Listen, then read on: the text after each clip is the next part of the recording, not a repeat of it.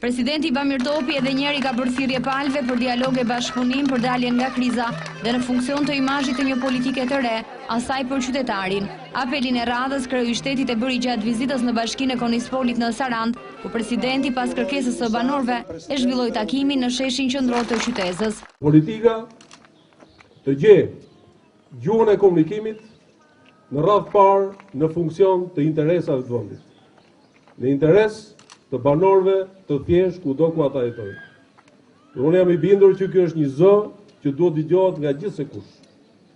Që gjuha e harmonisë, gjuha e komunikimit, gjuha që sot përdor çdo vend i Bashkimit Evropian, të jetë ajo gjuhë që duhet ta përdorim edhe ne.